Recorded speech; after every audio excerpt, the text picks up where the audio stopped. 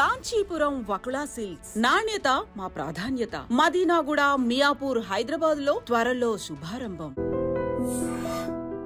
Betting apps ని promote చేస్తున్నారంటూ IPS Sajjanar చేసిన X post ఇప్పుడు తీవ్రంగా వైరల్ అవుతోంది. దానిపైన విశాఖ నగర పోలీస్ కమిషనర్ రియాక్ట్ అవ్వటం, విశాఖ పోలీసులు లోకల్ బాయ్ నానిని అదుపులోనికి తీసుకోవడం, ప్రస్తుతానికి రిమాండ్ అయితే కంటిన్యూ అవుతోంది.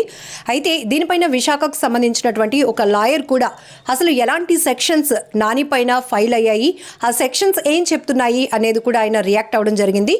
అయితే ఇమీడియట్గా దీనిపైన స్పందించినటువంటి లోకల్ బాయ్ నాని లాయర్ ఎవరైతే ఉన్నారో కార్తిక్ గారు మనతో పాటు మాట్లాడడానికి ఐడ్రీమ్కి కాల్ చేయడం జరిగింది. సో ప్రెసెంట్ అయితే ఆయన కాల్లో అవైలబుల్గా ఉన్నారు. అసలు ఆయన ఏం చెప్పాలనుకుంటున్నారు, ఇప్పుడు నాని పైన పోలీసులు పెట్టినటువంటి సెక్షన్స్ దీనిపైన ఎలా రియాక్ట్ అవుతారు లాయర్ గారు కూడా చూద్దాం. కార్తిక్ గారు చెప్పండి సార్. మేడం, ఇది నాని మీద పెట్టిన కేసెస్ అండ్ బయట మొత్తం అంతా మిస్లీడ్ అవుతుంది. సో దీని మీద నేను క్లారిటీ ఇవ్వడానికి మీకు కాల్ చేశాను. ఓకే అండి.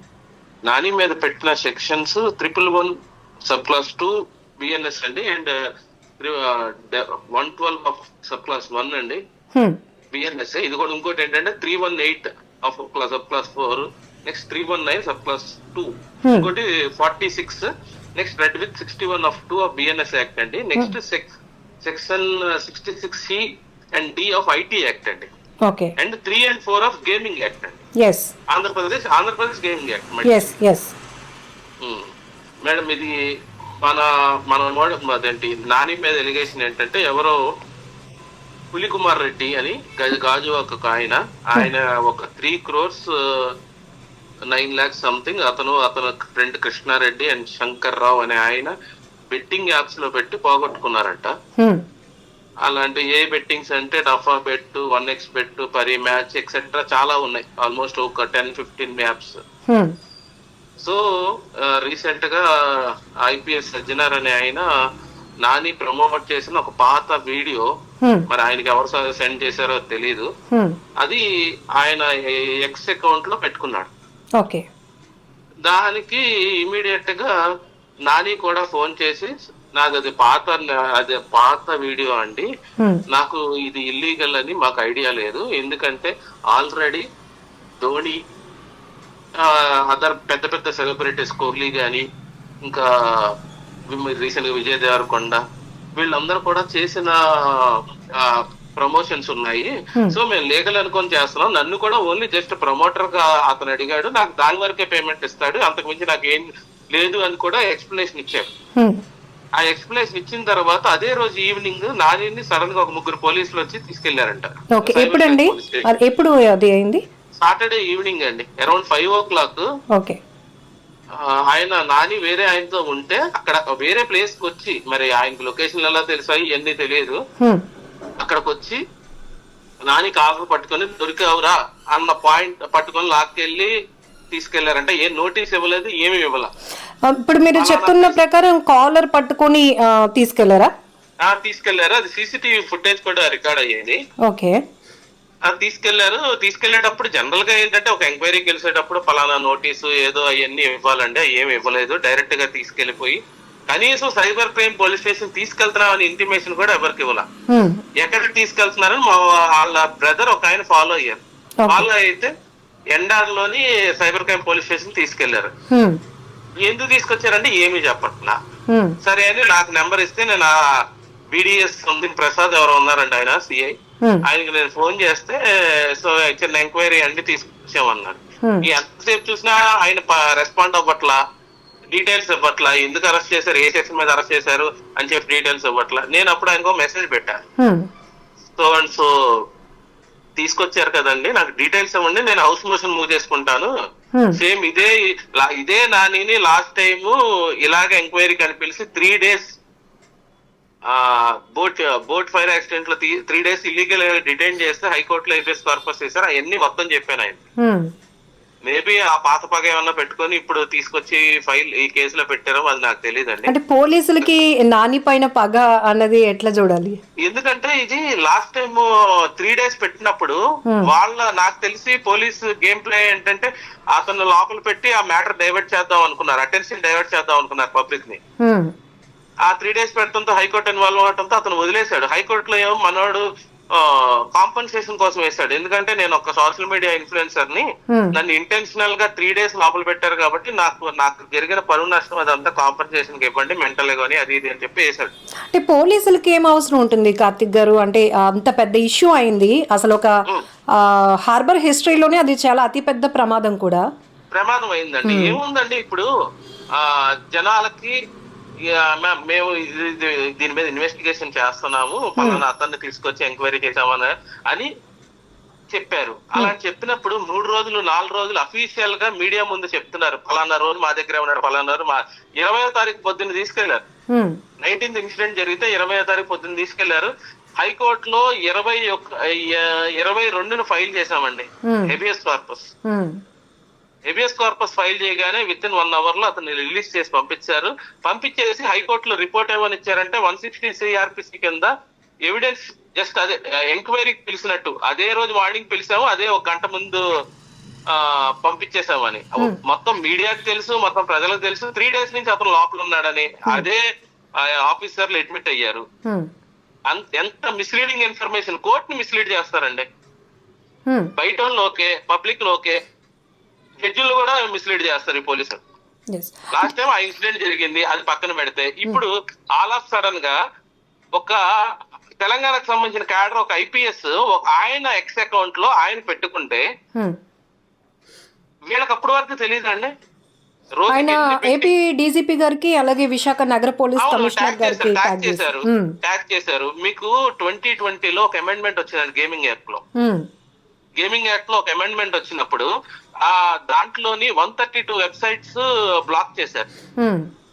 అలాంటి వెబ్సైట్స్ వస్తున్నాయి అంటే చర్య తీసుకోవాల్సిన ఫస్ట్ సుమోటోగా ఎవరు బ్లాక్ చేయాలండి? పోలీసే కదా.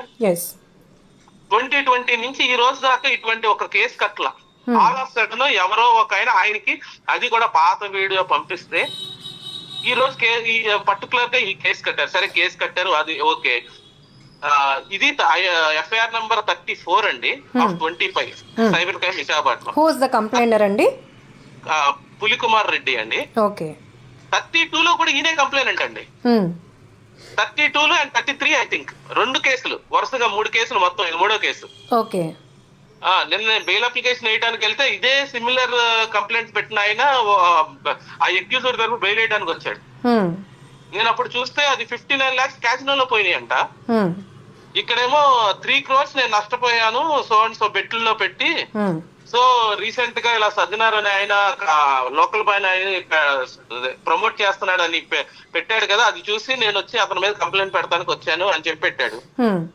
ఇతని మీద పెట్టిన సెక్షన్స్ ఏంటంటే 318, 319 చీటింగ్ సంబంధించి. ఇతనేమి డైరెక్ట్ గా ఎక్కడ ఇతను పెట్టిన యాప్ లో అతను ఇన్వెస్ట్ చేయలేదని అతనే చెప్తున్నాడు. ఇతను ప్రమోట్ చేసిన యాప్ లో అతను ఇన్వెస్ట్ చేశాను, దాంట్లో నష్టం వచ్చింది కాబట్టి ఇతనే అని చెప్పి ఎక్కడా చెప్పట్లేదు.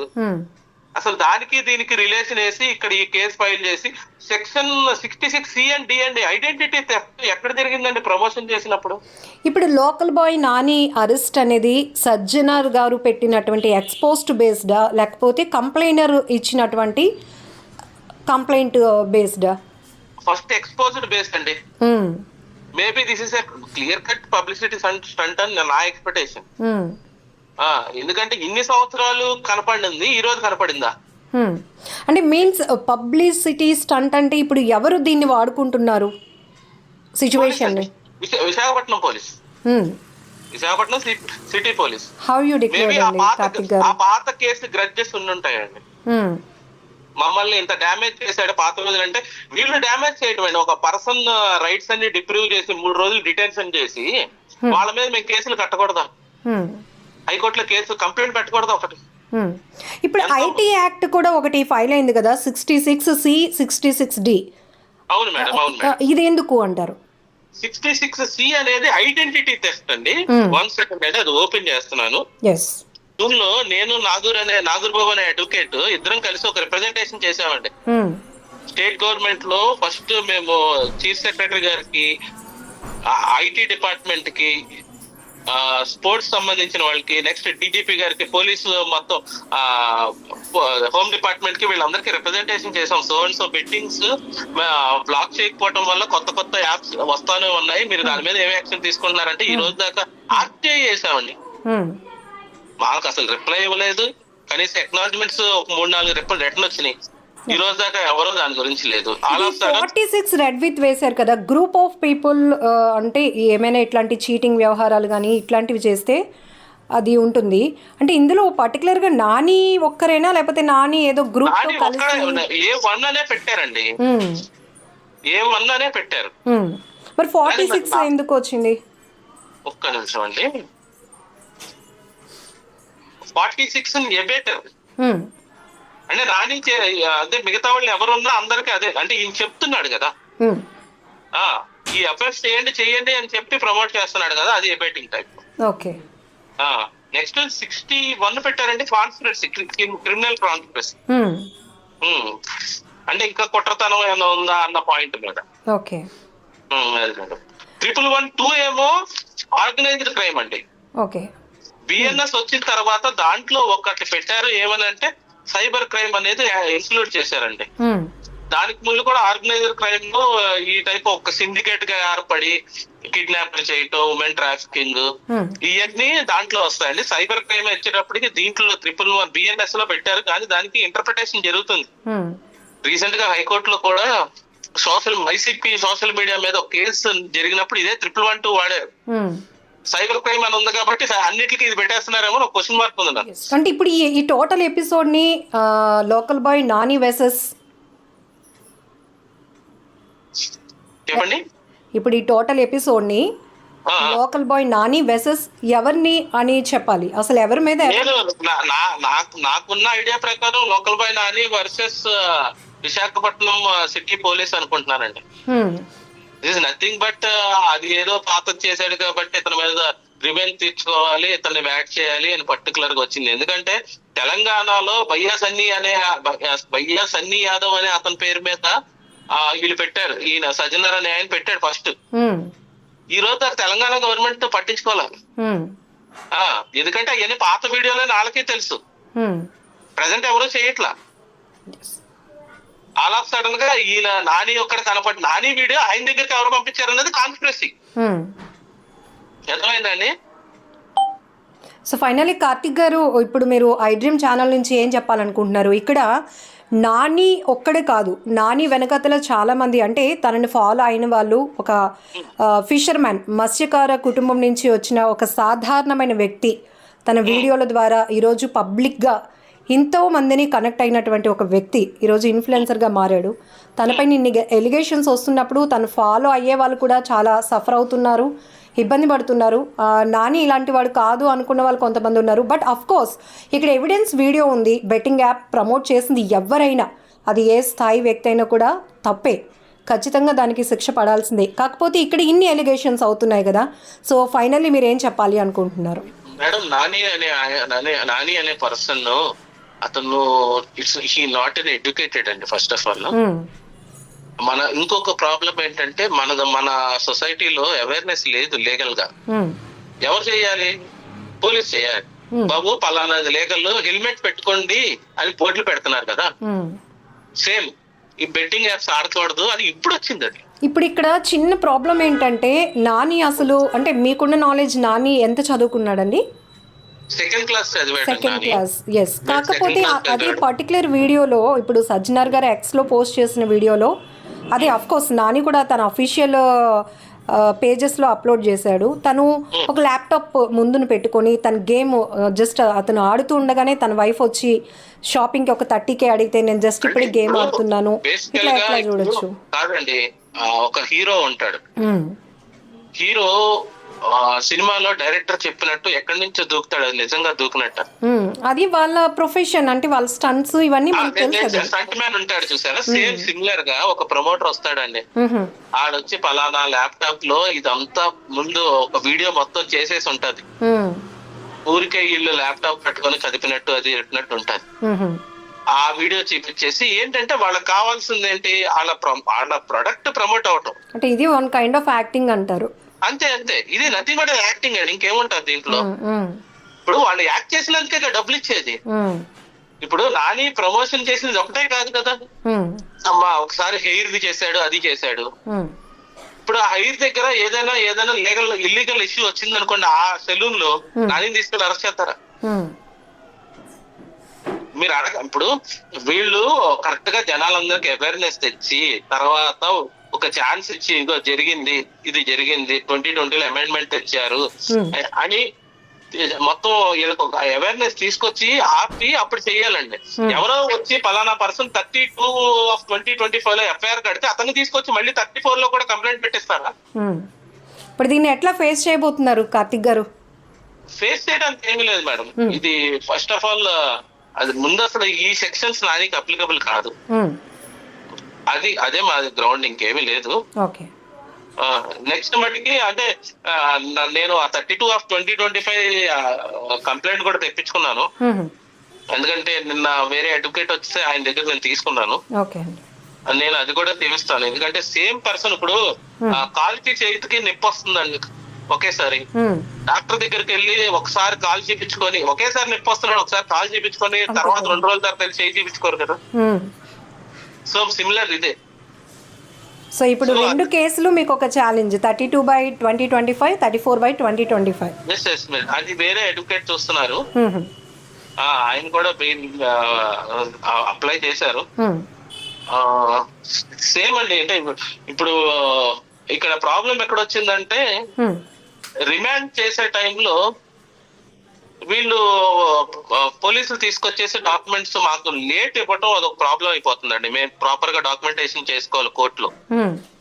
ఇది అసలు దీంట్లో ఏం కాన్స్పిరసీ ఉందో నాకు అర్థం కాలేదు. నేను పొద్దున్న ముందు రోజు నైట్ నుంచి అడుగుతున్నాను.